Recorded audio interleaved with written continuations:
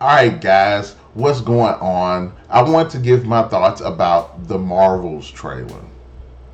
Now, as a disclaimer, I wasn't really overly harsh about the original Captain Marvel film. It definitely could have been a lot better, but it's not the worst MCU film by far. There's a lot that film could have did better. There's a lot they could have did better with the character, and of course, Brie Larson's war against men and feminism definitely hurt the film. But we'll try to be a bit objective when it comes to the trailer. Now, unfortunately, I did walk away from this trailer pretty unimpressed. I've really got a strong female empowering vibe, and of course, nowadays when it comes to empowering females and girls, it's always at the expense of the boys and the men, and I really didn't feel any type of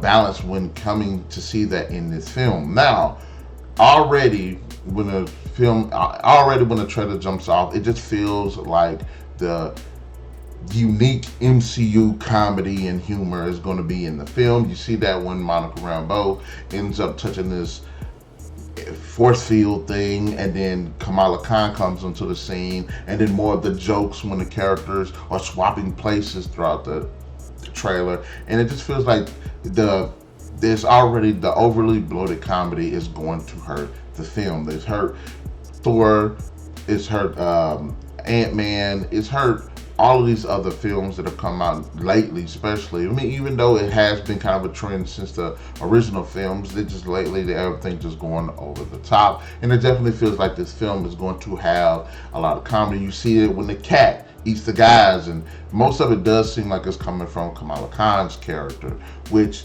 Miss Marvel wasn't a good show, and it wasn't received well by the fans either. So, and Kamala Khan, I believe, is probably going to be the biggest problem. One of the problems that I had with the Miss Marvel television show was her extensive knowledge of Captain Marvel, despite the extensive absence of Captain Marvel, and her obsession with Captain Marvel when Captain Marvel really wasn't a big presence. If you say Scarlet Witch, if you say Black Widow, if you say, Captain America, Iron Man, if she had this obsession over those characters because they have extensive experiences have been shown in the world throughout the years as the Avengers, as these superheroes doing their thing, saving the world, it would make more sense. But Captain Marvel has been really, really absent from the community here on Earth. So really, Kamala Khan's interesting in her knowledge of her, all of these pictures of her does not really make any sense. And that was one of the things that I questioned about Miss Marvel. And then it seems like she has this knowledge of Nick Fury, which does not make any sense, because Nick Fury is the director of a super spy organization that first originated on Earth, and now it seems like it's in space. And one of the questions she's asking, and she knows who Nick Fury is, which doesn't make any sense. They never met in the television show. So I don't, it's just Kamala's overall presence doesn't really make sense, and I definitely think it's pushed too hard in this film. It feels like Riri Williams in Wakanda Forever, because Riri Williams messed up Wakanda Forever, especially with just the character just not fitting in the movie at all. The character having all of this knowledge that doesn't make any sense, no build up to gain that knowledge, doesn't make just pretty much throws a monkey wrench and the stupid comedic humor into that film. And I think Kamala Khan's going to be that same problem in the Marvels. I personally think from the trailer that the story would have benefited from Captain Marvel and Monica Rambeau in a buddy film, like a buddy cop film, but in space, trying to figure out what's going on, building a relationship with each other, because the trailer kind of establishes that they don't really like each other, which is weird because Monica's mom is Denver's good friend. So you would think there would be some type of an emotional connection because they've known each other throughout the years. So I'm interested to see how they're going to dive into that dynamic.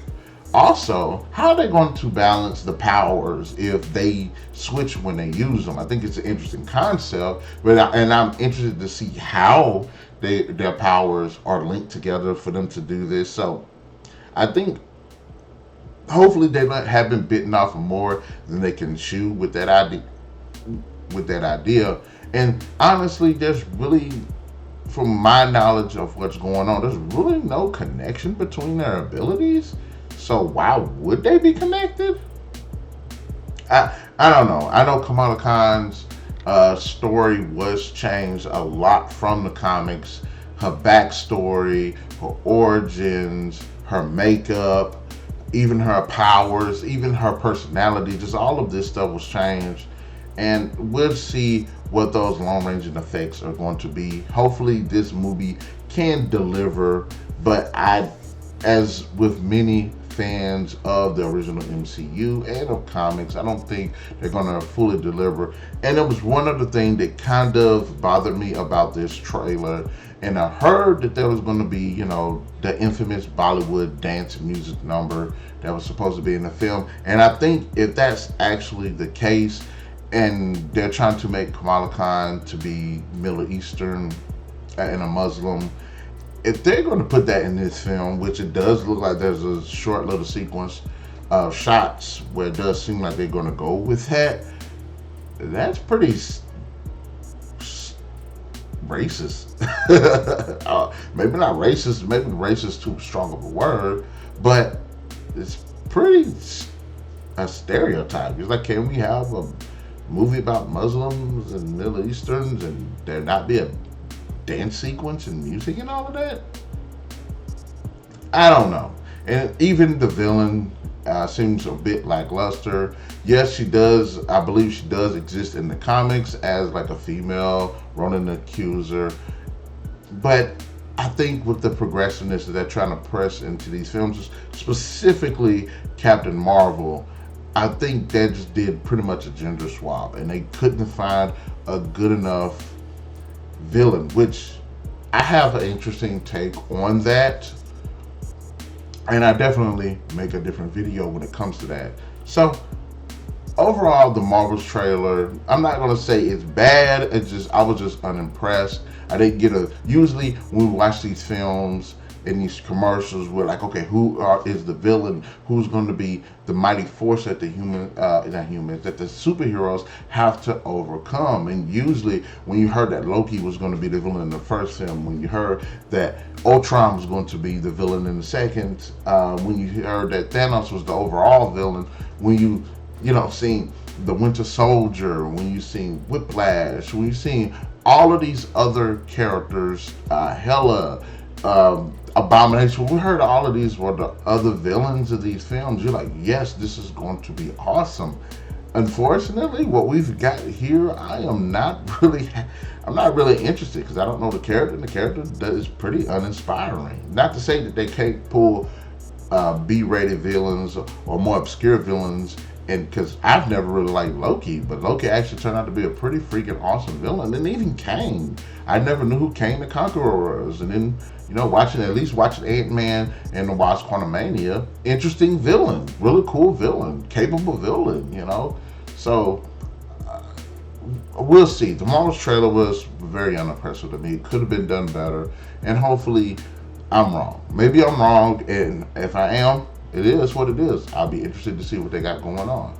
So guys, if you do agree with me, if you don't agree with me, leave your thoughts in the comment section below. Be sure to hit that like, share, subscribe, and that notification button.